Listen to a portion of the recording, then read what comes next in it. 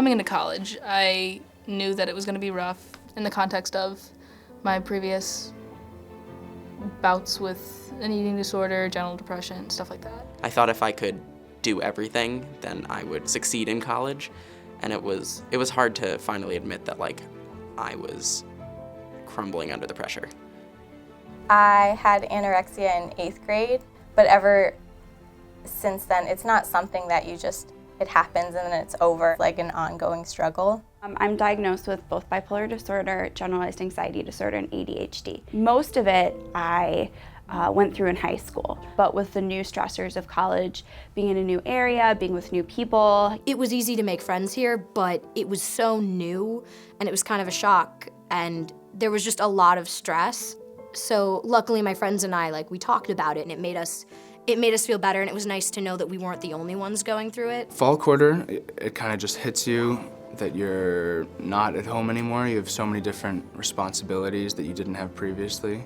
Everything building on top of each other, and I was really stressed. I was like, what should I do? I can't study this anymore. The best thing for me would be to verbalize it, to say, okay, this is what I'm feeling. A lot of us think, okay, I'm not feeling, depressed, and I'm feeling like I want to take these bad actions, but at the same time, I'm not feeling okay. I'm not feeling like everything is fine. I actually, in high school, almost died of a couple suicide attempts because I got to the point where I couldn't control it. I never had anyone say, hey, if you're feeling this way, it's not right.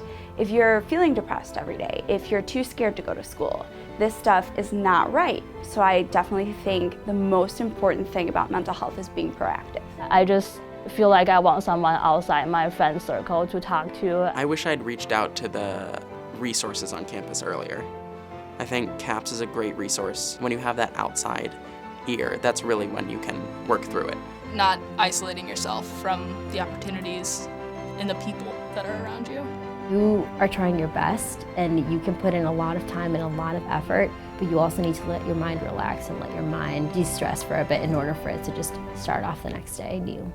Going to see help is something that shouldn't be seen as a weakness, but rather an outlet or almost a strength. For CAPS, they're professionals, so they know how to handle situations more smoothly, so that maybe things will get solved easily. CAPS isn't stigmatized here. It's more just something for students to reach out to when they realize that there is something wrong. Being able to not be ashamed of what you're feeling and being open with other people, friends, teachers, everyone here really wants to help you.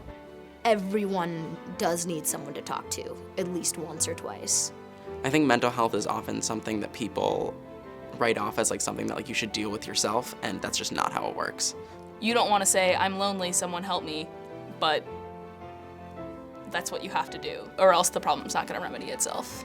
Suffering in silence is really not the way to go, because you're not alone, and it just really helps to talk to someone.